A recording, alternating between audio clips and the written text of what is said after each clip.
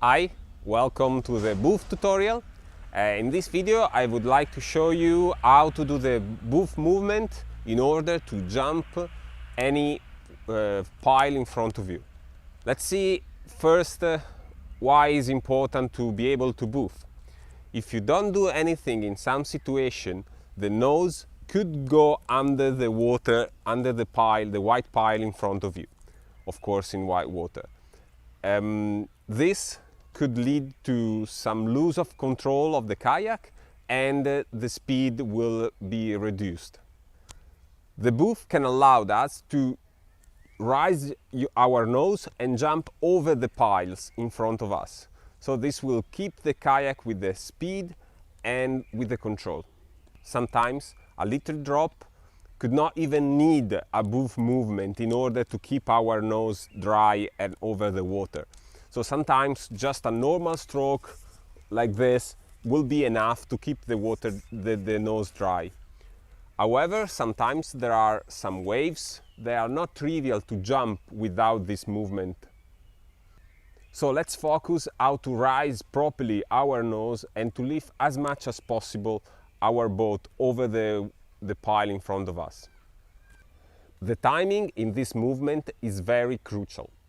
The idea is to find a spot for the blade first. So the first thing you have to check in front of you when you decide that you need a boof is to find a place where you can put the paddle into the water, completely under the water, and where the water is strong and can actually handle our stroke. In case the drop is narrow and there are rocks and we need to pass between the rocks, it's more important to find a spot for the paddle rather than the kayak.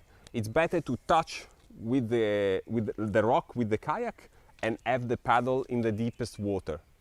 Normally, the place where we want to put the paddle is the last place in a wave, for example. So let's see, we have to jump this pile and we have a wave in the front. That's normally what happens. So the last good spot is right here, after the peak of the wave before what we want to jump. In case of a drop, of a vertical drop, the place is right here. The last good place is where the water starts to go down. How the movement is done? The movement is basically start moving our chest forward. To move the chest forward, we don't have to bend our back, but we need to move the back all together and try to put the hips farther back and the chest farther forward. But we need to keep straight the back. That's very crucial to start and give power to the movement. After that, we need to throw our weight in the back and at the end, block the abdominal to raise our leg. If we just move the hip forward and we try to push the kayak forward, we will not be able to lift our nose. That's what we want to achieve. When you throw your weight backwards, there is a moment where if you block the abdominal, the leg will rise up and this will help the nose to rise and to go farther high. All this movement should be done with the weight on the side where you are going to place your stroke. So you don't stay in the center of balance, but you move your balance to the work side. The paddle needs to be vertical in order to give the maximum power to the stroke.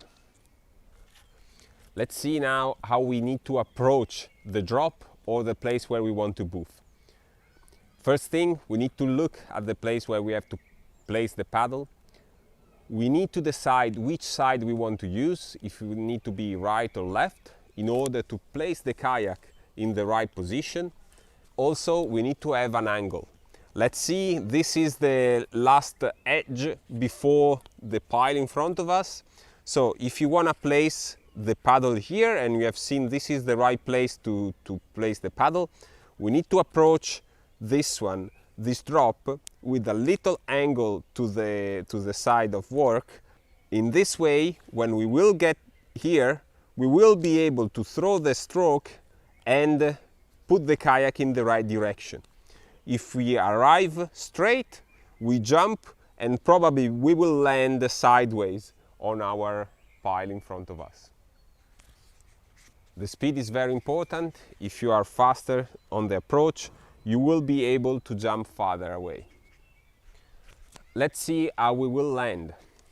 If you have time, because the drop is quite high, we can have the time to, to move the weight on the back and be able to put the weight again in the front before actually landing.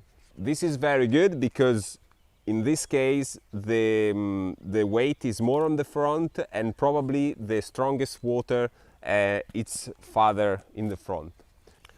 But if the wave you want to jump is not really farther away, and the time between when you place the stroke and the landing is very short, you will probably land with the weight on the back, and that's okay as soon as your nose stay dry and you keep the speed.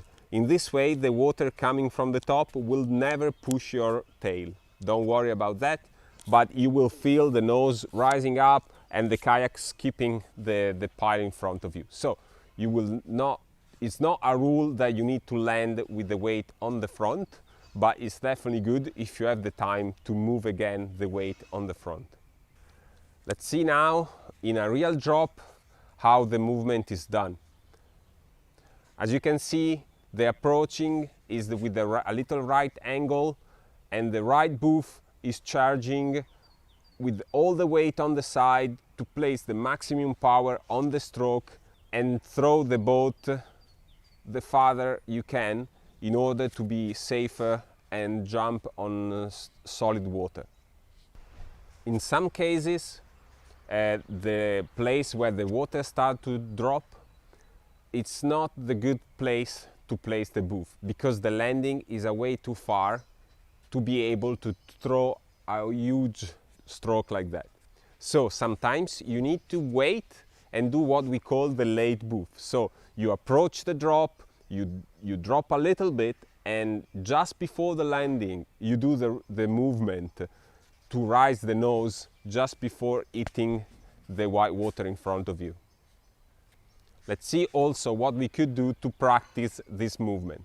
Of course, the best is start in calm water, in flat water, and try first to raise your nose just with the body movement. So throw your weight on the back, block your abdominal, and raise your nose. That's the first exercise. As soon as you understood this movement, you can start to do this with the paddle, and then you can try to hit some obstacle in front of you. So in this way you will get the correct timing. You can, for example, hang a rope or hang something from a tree in your flat water lake and try to touch it, and as soon as you can do it, maybe try to rise this target to be able to go higher and higher. I hope you enjoyed this tutorial, and if you want to find more, there are many more on my website micheleramazza.com in the technique section. Hope you enjoy. Bye.